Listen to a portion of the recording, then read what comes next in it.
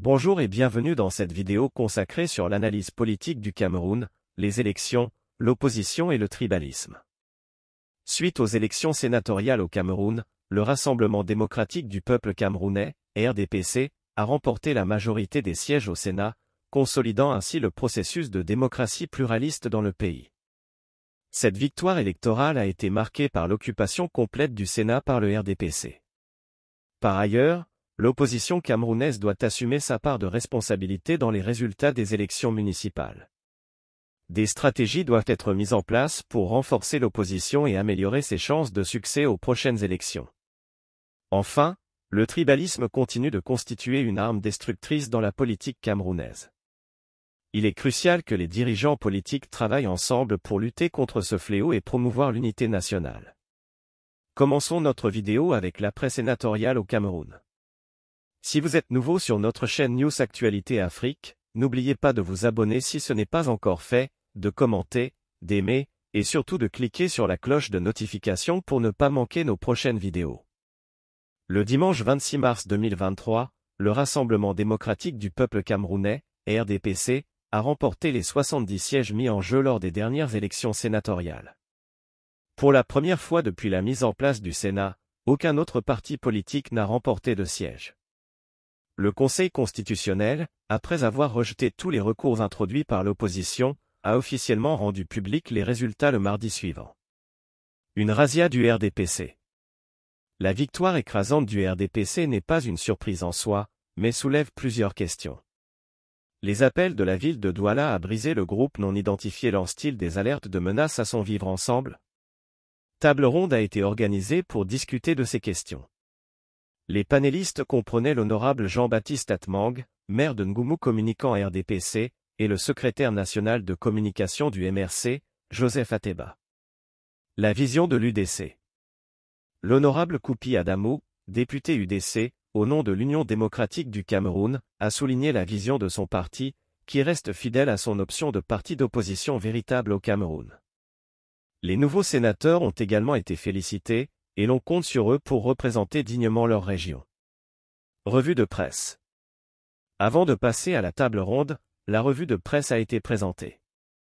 Les nouveaux sénateurs ont été félicités, et les électeurs ont été appelés à participer activement à la vie politique. Le taux de participation a été relativement faible, et les médias ont appelé les électeurs à prendre leurs responsabilités dans le processus démocratique.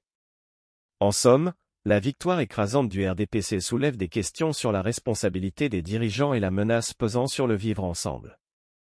Cependant, les panélistes ont souligné la nécessité de continuer à participer activement à la vie politique et de représenter dignement leur région. La victoire du RDPC et l'occupation totale du Sénat. Le Rassemblement démocratique du peuple, RDPC, a remporté une victoire sans surprise lors des élections sénatoriales au Cameroun. Toutefois, l'occupation totale du Sénat est une véritable surprise. En effet, le parti au pouvoir a décidé de ne pas concéder de place à ses alliés traditionnels, notamment le Social Democratic Front, SDF, et le mouvement progressiste, MP. Une stratégie électorale inédite. Le parti au pouvoir a mis en place une technique électorale inédite pour garantir l'occupation totale du Sénat. Il s'agit de présenter une liste unique dans chaque région et d'autoriser la liste déjà en place à passer. Cette technique a été utilisée avec succès lors des élections de 2018. Cependant, il est rare qu'un parti réussisse à occuper toutes les places au Sénat. Les raisons de l'occupation totale du Sénat. Le parti au pouvoir a manifestement décidé de faire cavalier seul pour l'occupation du Sénat. Cette décision suscite des interrogations sur les raisons profondes de ce choix. Il est probable que le parti au pouvoir souhaite se garantir le contrôle total du Sénat, afin de pouvoir gérer les éventuelles vacances constitutionnelles. En effet, c'est le Sénat qui organise les élections pour le remplacement du président en cas de vacances. Les conséquences politiques. L'occupation totale du Sénat risque d'irriter les alliés du parti au pouvoir, notamment le SDF et l'UND. Cette décision risque de créer des tensions entre les différents partis politiques et de porter préjudice à l'unité nationale. En outre, cette décision pourrait avoir des répercussions sur la stabilité politique du pays à long terme. En somme, L'occupation totale du Sénat par le parti au pouvoir est une décision inédite qui suscite des interrogations sur les raisons profondes de ce choix. Cette décision risque de créer des tensions entre les différents partis politiques et de porter préjudice à l'unité nationale. Il est donc important que les acteurs politiques du pays travaillent ensemble pour trouver des solutions pour garantir la stabilité politique à long terme du pays. Le couronnement du processus de démocratie pluraliste au Cameroun. Le Cameroun est passé d'un régime monopartite à un régime de démocratie pluraliste après la chute du mur de Berlin et le discours de La Baule. Le Sénat français représente l'ultime aboutissement d'un processus de conquête des pouvoirs locaux, régionaux et nationaux. Cependant, ce processus a été entretenu par le président de la République, qui est également président du parti. Les attributs du chef de l'État sont confondus avec ceux du président du parti. Les oppositions ont toujours appelé au respect de la Constitution, qui stipule que le chef de l'État ne doit pas assumer d'autres fonctions électives. Le couronnement de ce processus est le résultat des élections sénatoriales, qui ont conduit à une majorité à gauche au Sénat français. Les socialistes ont obtenu cette majorité grâce à une consultation avec leur parti, bien que ce ne soit pas au président du parti qu'on ait donné cette prérogative.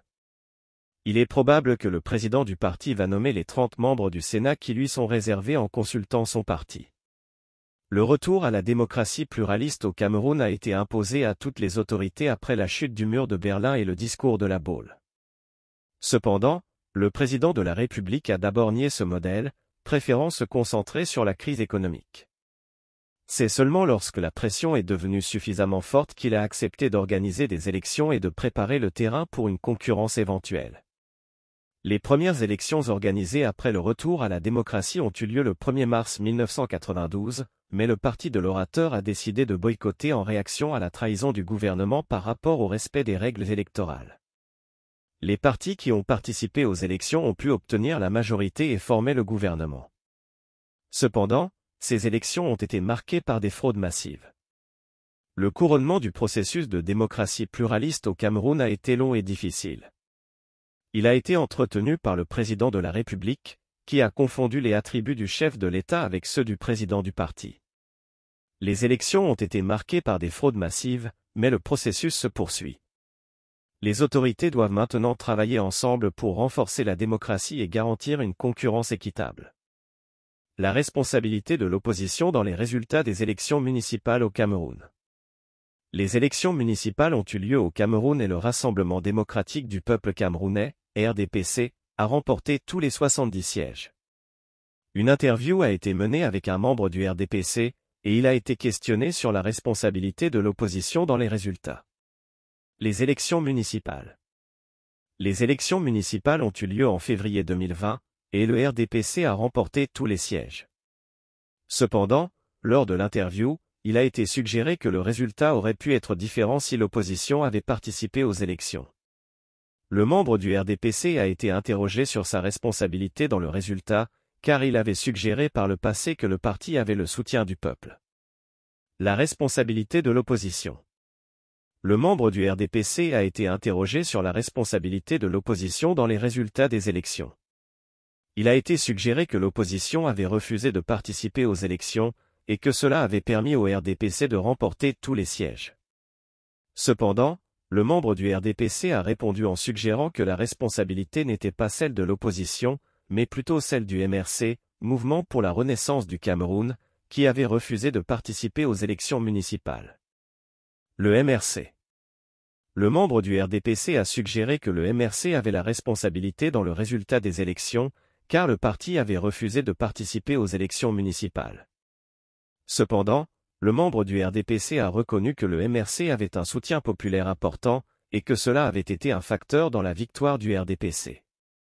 En conclusion, le membre du RDPC a suggéré que la responsabilité de la victoire du RDPC ne devrait pas être attribuée à l'absence de l'opposition aux élections, mais plutôt à la décision du MRC de ne pas y participer.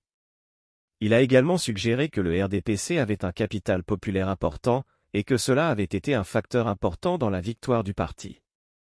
Stratégie pour l'opposition camerounaise. Dans le passé, malgré les contraintes, les partis politiques de l'opposition ont réussi à gagner en République démocratique du Cameroun. Cela montre que de bonnes stratégies peuvent être élaborées pour renverser les choses en faveur de l'opposition. Développer de nouvelles stratégies. Le fait qu'un jeune parti politique ait réussi à remporter la présidentielle prouve que l'opposition doit développer de nouvelles stratégies pour répondre aux défis actuels.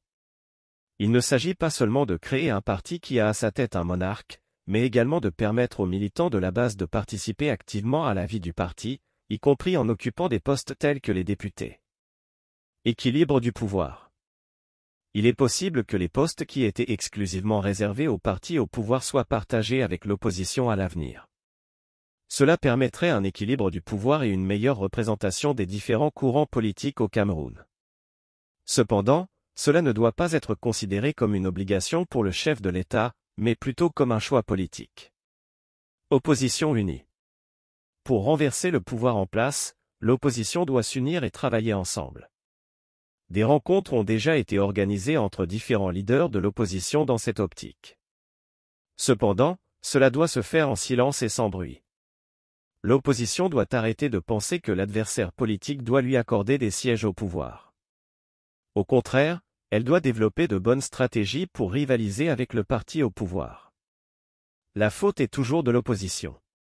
L'opposition ne doit pas chercher à blâmer l'adversaire politique pour son manque de succès. Au contraire, elle doit chercher les failles dans ses propres stratégies et travailler à les corriger. Le gouvernement peut nommer des membres de l'opposition à des postes importants, mais cela doit être considéré comme un choix politique et non une obligation. En somme, l'opposition camerounaise doit se montrer créative et travailler à développer de bonnes stratégies pour rivaliser avec le parti au pouvoir. Elle doit également être unie et chercher à travailler ensemble pour renverser le pouvoir en place.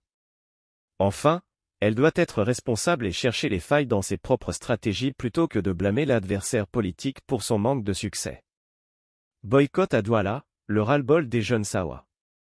Des appels au boycott des commerces tenus par les personnes originaires de la région de l'Ouest Cameroun ont été lancés par un groupe d'individus non identifiés à Douala, la capitale économique du Cameroun.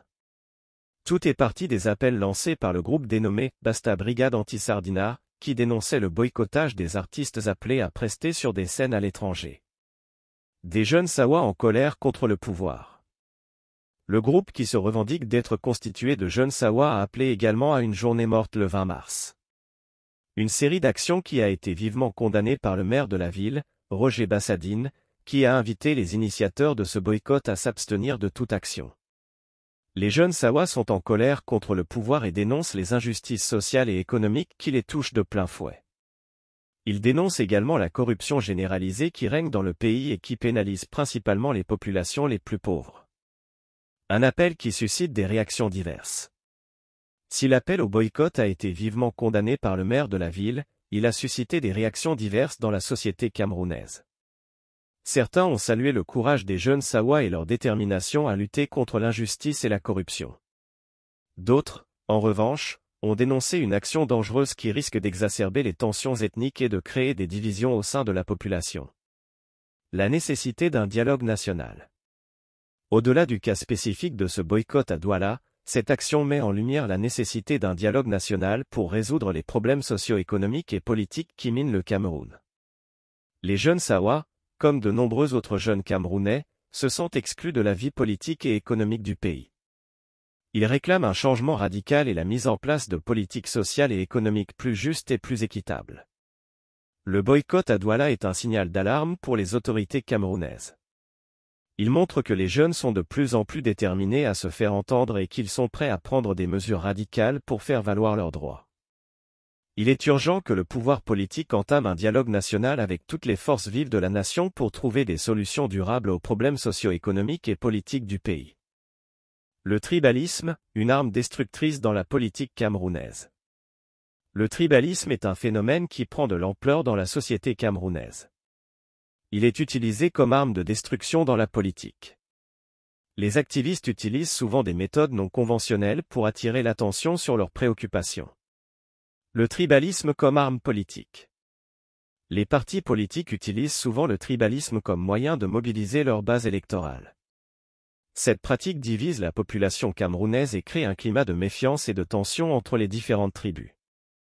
Les gouvernements successifs ont souvent fermé les yeux sur cette pratique, voire l'ont encouragée. Les activistes et le tribalisme. Les activistes, qui se battent pour les droits des citoyens, utilisent souvent des méthodes non conventionnelles pour attirer l'attention sur leurs préoccupations. Bien que leur objectif soit noble, ils peuvent involontairement alimenter le tribalisme en utilisant des discours tribalistes pour mobiliser leur base de soutien. Le boycott comme droit d'expression. Le boycott est un droit d'expression, mais il ne doit pas être utilisé pour empêcher les autres de s'exprimer ou de faire leur travail. Les artistes ont le droit de boycotter des émissions ou des événements, mais cela ne doit pas empêcher les médias ou les organisateurs de continuer à exercer leur métier. Éviter de servir de carburant au système.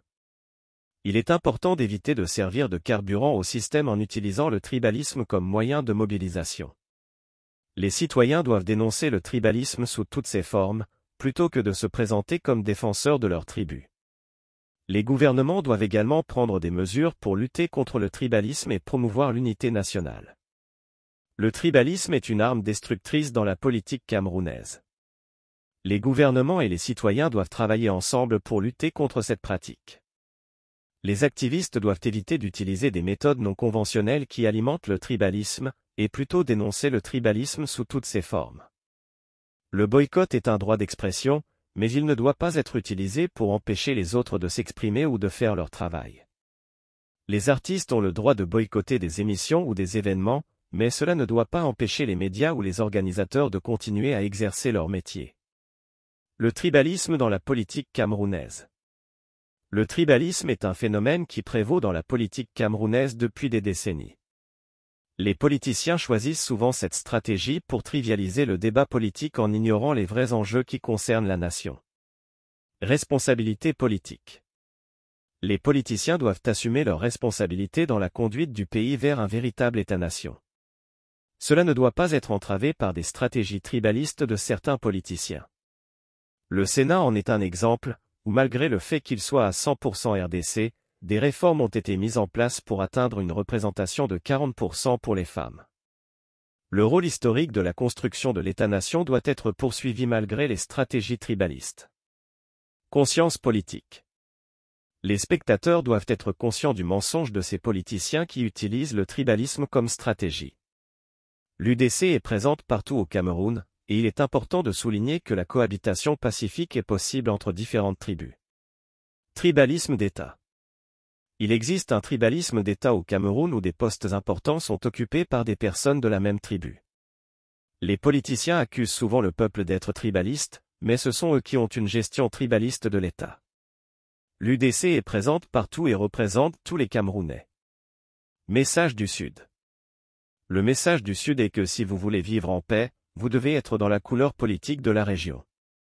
Ce discours officiel montre que si vous n'êtes pas de cette couleur politique, vous ne pouvez pas vivre en paix dans la région. Ce discours est inquiétant, et il est important de souligner que la cohabitation pacifique est possible entre toutes les tribus. Le tribalisme dans la politique camerounaise est un phénomène préoccupant qui doit être combattu.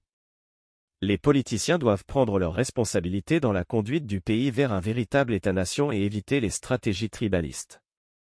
Les spectateurs doivent être conscients du mensonge de ces politiciens qui utilisent le tribalisme comme stratégie, et la cohabitation pacifique entre toutes les tribus doit être encouragée. Nous arrivons à la fin de cette vidéo, nous vous remercions pour votre temps et encore une fois, si vous êtes nouveau sur notre chaîne News Actualité Afrique consacrée à l'actualité africaine, n'oubliez pas de vous abonner si ce n'est pas encore fait, de commenter, n'oubliez pas d'aimer, et surtout de cliquer sur la cloche de notification pour ne pas manquer nos prochaines vidéos.